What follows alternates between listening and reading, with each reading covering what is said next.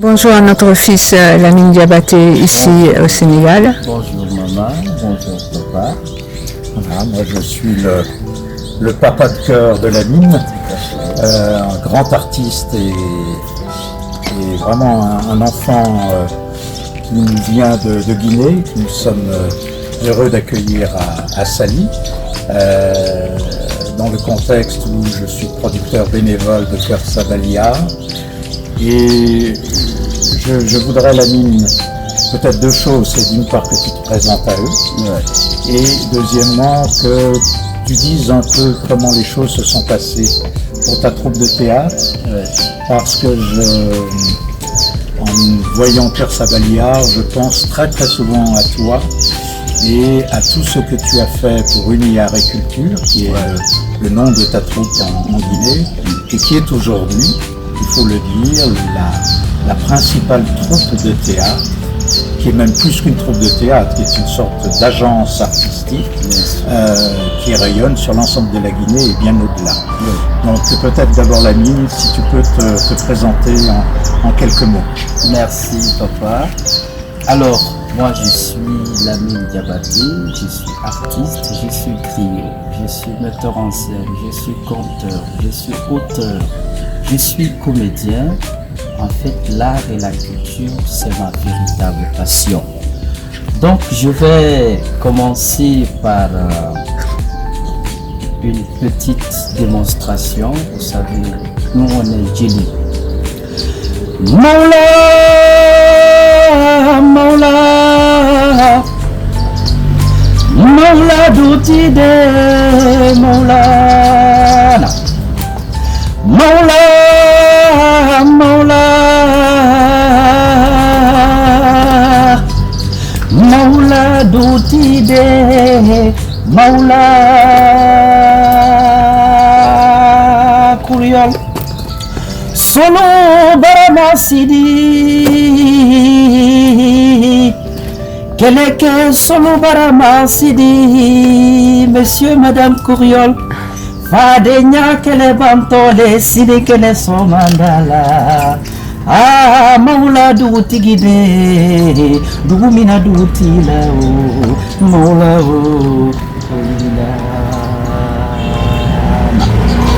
Alors cette chanson est une chanson épique du mandin qui s'intitule Douga. Douga est dédié aux personnes qui accomplissent des actes héroïques. Je vous dédie Douga ce matin en tant que griot parce que vous avez accompli un acte héroïque envers les artistes en République de Guinée.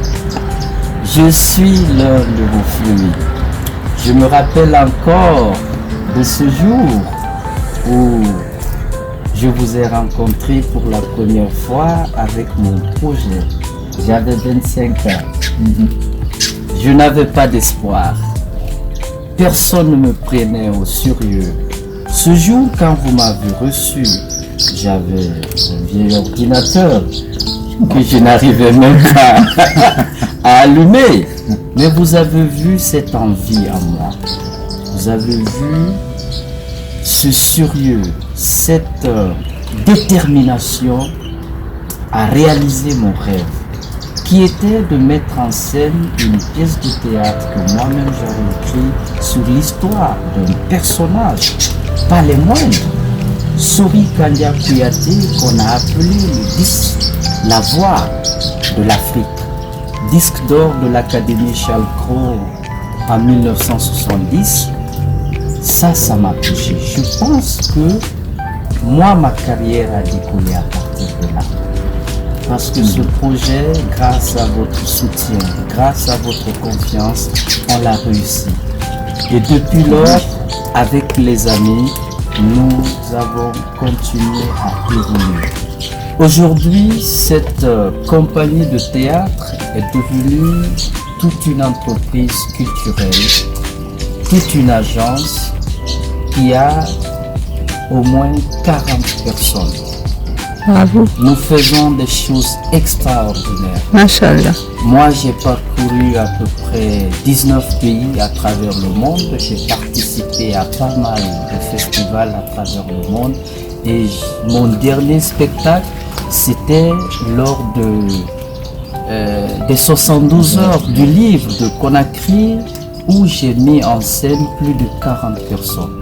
Je me retourne ce matin, mais j'ai encore des spectacles qui m'attendent. Machallah. C'est de dire à ces jeunes et filles du groupe Cœur Sabali, hein, c'est ça? C'est ça, tout à fait. Cœur Sabalia. Cœur Sabalia, d'être persévérant. Et surtout, d'innover. C'est-à-dire, vous pouvez être dans un environnement où les gens ne vous prennent pas au sérieux, où les gens ne prennent pas la culture en considération. C'est à vous de trouver des moyens, des astuces pour les amener à aimer. C'est ce que nous avons fait. Nous n'avions pas de budget à un moment donné, mais aujourd'hui, nous avons fait en sorte que nous sommes sollicités par les institutions internationales, par les ONG, par les particuliers. Et c'est des choses à chaque fois qui nous rapportent de l'argent et ça nous permet de payer non seulement nos artistes, mais ça nous permet aussi de mettre quelque chose dans la caisse. Mais ça nous permet nous-mêmes de financer maintenant nos créations. Ce qui n'était pas évident au début. Et je veux aussi dire qu'ils ont beaucoup de chance de vous avoir. Oui, que tu n'as aucune aide de l'État. Je n'ai aucune aide de l'État. Et que non seulement dans la troupe, il y a bien sûr des comédiens, des danseurs, des percussionnistes, enfin, on peut dire toutes les disciplines artistiques du spectacle vivant, mais tu as également constitué une équipe technique avec costumiers, décoratrices, etc., ingénieurs du son, lumière. Donc voilà, si tu peux donner cette dimension-là aussi. Je veux dire que nous n'avons pas c'est-à-dire de financement de la part de l'État, mais nous, à travers cette entreprise qu'on a mis en place, où on a des costumiers, des ingénieurs de son, on a même acheté la sono. On a des matériels de décoration, on a acheté plein de trucs que les gens louent, qui nous rapportent de l'argent. Mais aujourd'hui, souvent c'est des entreprises, souvent c'est des ONG, souvent c'est l'État même. Parce que la dernière fois, on a travaillé pour le ministère de l'enseignement technique. Ça, ils ont payé cher. Donc, c'est ce qui nous rapporte de l'argent. À travers nos prestations, aujourd'hui, on gagne beaucoup d'argent. Ça nous permet de payer nos artistes, ça nous permet également de mettre quelque chose en caisse. Mais aujourd'hui, je veux leur dire qu'ils ont beaucoup de chance d'avoir une personne comme mon père, M. Daniel Courriel. Parce que c'est lui qui nous a motivés et moi, je suis un peu son fruit. Et c'est pourquoi jusqu'à présent, quand les gens me voient, ils disent « Ah, le fils de Daniel ». Je dis oui.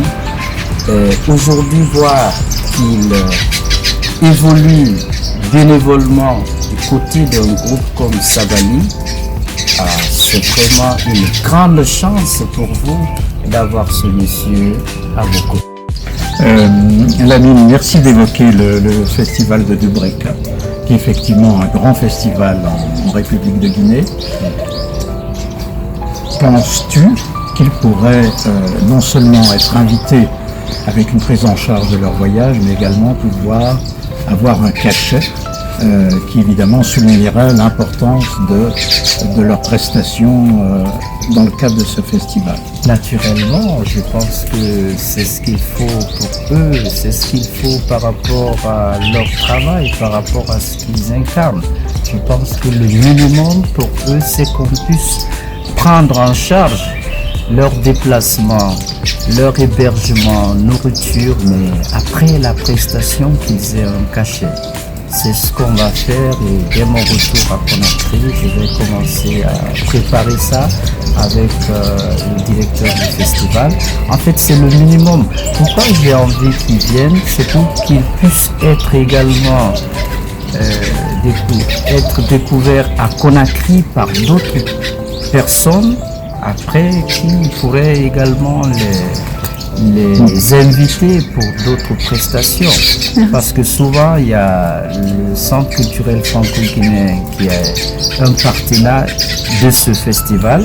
On fera en sorte d'inviter aussi la directrice ou bien la directrice adjointe qui viennent voir. Après, l'idée, c'est de voir si le Centre culturel franco-guinéen peut inviter un spectacle de ce groupe au niveau, eux, ils ont les moyens. Donc, je voudrais leur dire surtout de ne pas désespérer, d'être toujours confiant et d'écouter les conseils de papa. Parce que c'est ce que moi j'ai écouté. Et aujourd'hui, je vous assure, nous faisons partie des meilleurs en République de Guinée. Quand on fait des spectacles, et d'ailleurs, quand on dit que c'est le groupe Uni Agriculture qui vient, les gens savent que c'est du sérieux. Ils savent, c'est grâce un peu à ces conseils, c'est grâce un peu à l'amour qu'on avait pour ce métier. Donc ils n'ont qu'à écouter papa, ils n'ont qu'à écouter ses conseils. Moi-même, je lui disais, ils ont fait une prestation de qualité à l'abbé. Mamadou Tok m'a envoyé les vidéos. J'ai discuté avec papa. Il y a un autre festival organisé par un ami au niveau de Dubreka à Conakry.